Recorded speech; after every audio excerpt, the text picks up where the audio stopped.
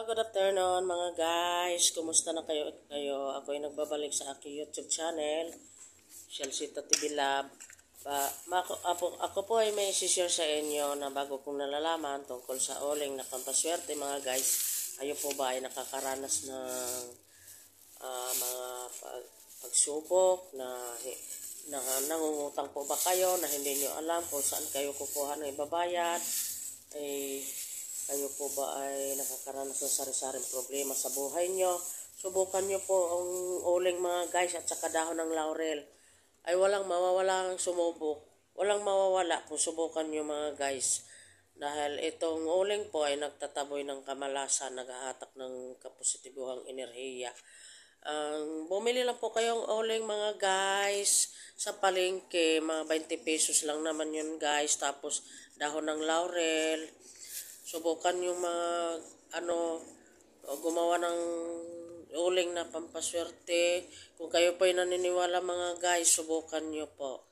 Walang mawawala sa subok. Ay, totoo po yan mga guys. Ang uling po ay kontra barang, kontra kulam, kontra usog. Yan po ay natandaan ko nung ako'y maliliit pa kami ng mga kapatid ko. Ang nanay ko laging may lagay na uling sa uluhan ng doyan namin. Sa mga kapatid ko, pag iniiwanan ng aming kapatid sa doyan, laging may lagay na uling at saka bawang sa uluhan ng kapatid ko doon sa doyan. Tinatanong ko ang nanay ko kung para saan ang uling at bawang. Yung pala ay para daw hindi malapitan ng mga elemento, ng mga bad element. Kasi kontra usog, kontra kulam, kontra bate, yung uling. Pwede po yan kung saan man kayo magpunta, magdaladala kayo niya ng bawang at uling at asin. Ayan po ay nagtataboy ng mga kamalasan ng uling mga guys. Kumuha po kayo ng isang lagayan na ganito mga guys. Yung wag plastic. Yung ganito mga guys, maglalagay kayo sa isang lianera o kung hindi naman sa babasagin na ganito, maglagay kayo ng uling tapos dahon ng laurel.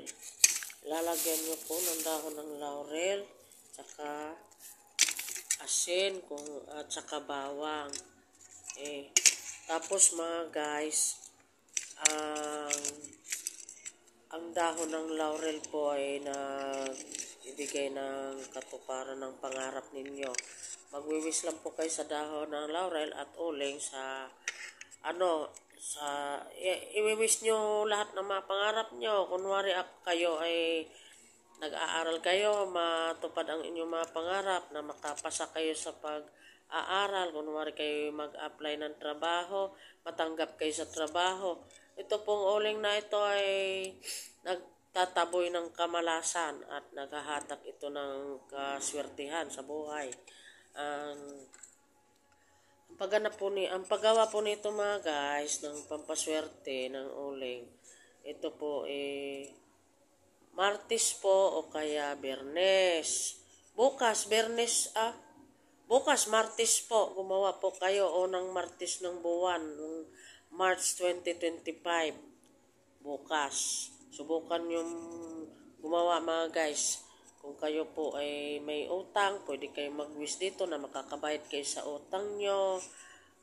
Tapos, kayo po kung kayo may problema sa bahay ninyo, ay kayo ay hindi magkasundo kayong mag-asawa o kaya mga anak o kaya biyanan, iwiwish nyo po dito mga guys na kayo po ay muling magkasundo at magmahalan at saka maaalis na lahat ng mga negatibong elemento sa inyong loob ng pamamahay. Itong uling po ay nagsisip-sip ng mga bad element. Diba ito ay panglagay ito sa rep. Pagka ang rep po ninyo ay mabaho, naglilinis ng rep, pagbukas nyo mabaho, malansa, ito lang ang inilalagay pagkatapos ay tanggal ang amoy, ganun din ang bahay. nahihigop nito ang mga masamang elemento. Tapos nagpapasok ito ng puro kaswertihan. Siswertihin kayo mga guys. Pagkatapos po ninyong gumawa, haharap kayo sa silangan mga guys. Martes or Bernes, gawin nyo. Kung wala naman kayong time, kung busy kayo sa trabaho nyo, ay subukan yung gumawa ng araw ng linggo. Basta unang linggo ng buwan. Pagganap po nito mga guys, harap kayo sa silangan. Kung saan nagmumulang araw ay doon kayo. Alas 6 o alas 7 o alas 8. Tapos po, magwiwis kayo. Dasalan nyo ng Ama namin na Baginong Maria sumasampalataya. Then, magwiwis kayo. Lahat ng mga pangarap ko'y matutupad sa pamagitan ng uling na ito. At dahon ng laurel, matutupad ang aking mapangarap. Kunwari kayo mag-abroad. Iwiwis nyo po dito na makapag-abroad kayo. Kunwari kayo ay may negosyo kayo na matumal yung binta. Iwiwis nyo po dito na magkaroon kayo ng maraming customer, maraming kita kayo. Araw-araw kayo makakatanggap ng maraming pira. Iwiwis nyo po dito. Sabihin nyo na makakatanggap kayo ng maraming pira. At lahat ng mga kamalasan na nasa loob ng inyong pamamahay ay isisip-sipin itong uling na ito. Pagkatapos po ng isang buwan po, gumawa uli kayo. Itapon itong uling, tapos itong dahon ng laurel, susunugin nyo po. Tapos, yun, gumawa uli po kayo. Yun lang po ang aking maisishare sa inyo mga guys. Sana'y magustuhan yung aking video na ito tungkol sa uling na pampaswerte. Please like and share, comment. God bless mga guys. Love you all.